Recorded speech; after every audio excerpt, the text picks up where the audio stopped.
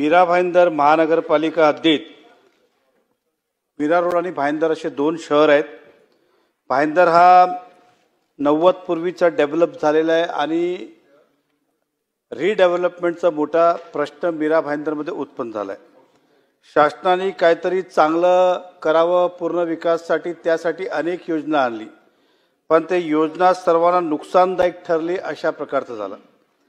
आज 90% भाईंदरमध्ये क्लस्टर योजना राबवली गेली, म्हणजे क्लस्टर राबवल्यानंतर तुम्हाला इंडिपेंडेंट बिल्डिंगला परवानगी देता येत नाही। आपण उत्तरात म्हटलंय की 10,000 चौरस मीटर आणि कंजेस्टेड एरिया असेल तर 4,000 चौरस मीटर हे आवश्यक आहे, परंतु 10,000 मीटरमध्ये साधारण 20 बिल्डिंग येतात आणि 20 बिल्डिंग एकत्र होऊ शकत नाही। आज जवळजवळ ज्या दिवसापासून क्लस्टर लागला 2.5 वर्ष झाले। 2.5 वर्षामध्ये महापालिकेने धोकादायक अनेक इमारती तोडली, काही लोकांनी स्वतःहून खाली केली, परंतु एकाला रिडेव्हलपमेंट परवानगी देता आली नाही, कारण की क्लस्टर आहे। आता 20 बिल्डिंग मध्ये एक बोलतो आमची बिल्डिंग नवीन आहे, दुसरा बोलतो आमचा कन्व्हेन्सचा प्रॉब्लेम आहे, तिसरा बोलतो आमचा टेनेंट आहे, चौथा बोलतो आमचा वेगळा प्रॉब्लेम आहे। हे कधी 20 बिल्डिंग एकत्र येत नाही, पण त्यांना कधी परवानगी दिली गेली नाही। दुसरं युनिफाईड डीसीआर आपण आणलं। आता बरेच ठिकाणी जिकडे क्लस्टर नाही आहे तिकडे युनिफाईड डीसीआर मध्ये त्यांना परत घर मिळावं, त्यासाठी जास्तचं एफएसआय इन्सेंटिव्ह एफएसआयची आपण त्यामध्ये प्रोव्हिजन केली, पण दुसऱ्या बाजू आपण हाईट रेस्ट्रिक्शन टाकलं रोड विथ प्रमाणे। म्हणजे उदाहरण, मला आता मी परमिसेबल आहे की मला 10,000 फूट मिळतील, पण रस्ता छोटा असल्याने मला ते 10,000 मीटर पूर्ण कंझ्युम करता येत नाही। अशा प्रकारचे मोठ्या प्रमाणात तक्रारी असल्याने गेल्या 2.5 वर्षात एकही रिडेव्हलपमेंट होत नाही। तर त्यासाठी मंत्री महोदयांना माझे स्पेसिफिक प्रश्न असा आहे, ही क्लस्टर योजना आतापर्यंत सक्सेस झाली नाही असं महापालिकांनी सुद्धा शासनाला अनेक वेळा पत्र दिलंय, तर आपण त्या क्लस्टर योजनामध्ये इंडिपेंडेंट स्वतंत्र बिल्डिंगला परवानगी देणार का आणि क्लस्टर ऑप्शनल करणार का, हा पहिला प्रश्न। दुसरं, आतापर्यंत आपण क्लस्टरमध्ये इंडिपेंडेंट परवानगी दिली आहे का कोणाला तरी, आणि दिली असेल तर बाकीला का आपण टाळतात, आणि समजा कायद्यात नसेल, कारण की आपण उत्तरात म्हटलं की क्लस्टरमध्ये इंडिपेंडेंट देता येणार नाही, पण आमच्या माहितीप्रमाणे 1-2 लोकांना आता दबावाखाली की का दिली माहीत नाही, तर त्याच्यावर आपण काय कारवाई करणार। तिसरं, रस्त्याची जी अटीची शर्त आहे रिडेव्हलपमेंटला की एखादा एफएसआय परमिसेबल आहे, पण रस्त्याच्या अटीच्या कारणाने ते एफएसआय कंझ्युम करता येत नाही युनिफाईड, तर ती अट आपण शिथिल करणार का।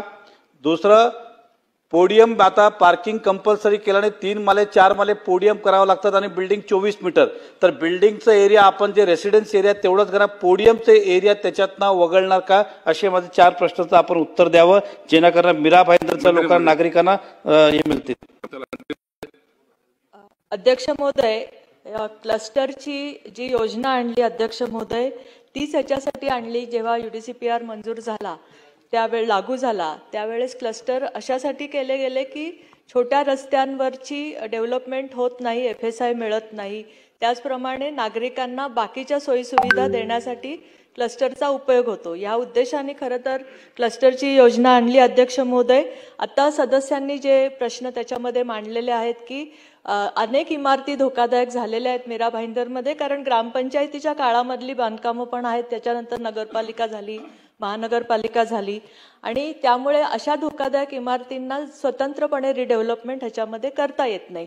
त्यामुळे अध्यक्ष महोदय, सदस्यांनी विचारलेल्या दोन्ही गोष्टी, म्हणजे जर शासनाच्या साईडनी पण क्लस्टर हे उपयुक्तच आहे, उपयुक्तच होतं, पण आणि आता आपण जसं मीरा भाईंदरमध्ये 24 क्लस्टर हे केले आणि त्याच्यातली 7ची कारवाई आपली चालू पण आहे आता, पण तरी सुद्धा सदस्यांनी ज्या अडचणी मांडलेल्या आहेत त्याच्यामध्ये त्या सर्व एफएसआय असेल किंवा ज्या रस्त्यावर एफएसआय मंजूर करणं असेल किंवा एखाद्या इमारतीला परवानगी देणं असेल, ह्या पॉलिसी डिसिजन ह्या त्या महानगरपालिकेप्रमाणे करायला पाहिजे, आणि हा पॉलिसी डिसिजनचा प्रश्न असल्यामुळे अध्यक्ष महोदय याची एक मीटिंग माननीय नगरविकास मंत्री उपमुख्यमंत्री एकनाथ शिंदेंच्या दालनामध्ये घेतली जाईल। चला पुढे जाऊ, नाही झालं ना त्यांनी मीटिंग।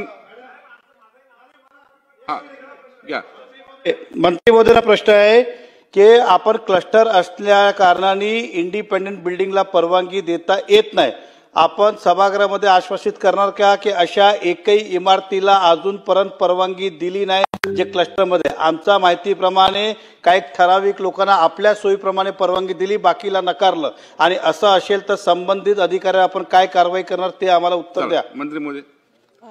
अध्यक्ष महोदय, सदस्यांनी सभासदांनी मांडलेलं मागणं खरं समजून याची आज निश्चित माहिती घेतली जाईल आणि असं असेल तर कारवाई केली. चला सांगितलं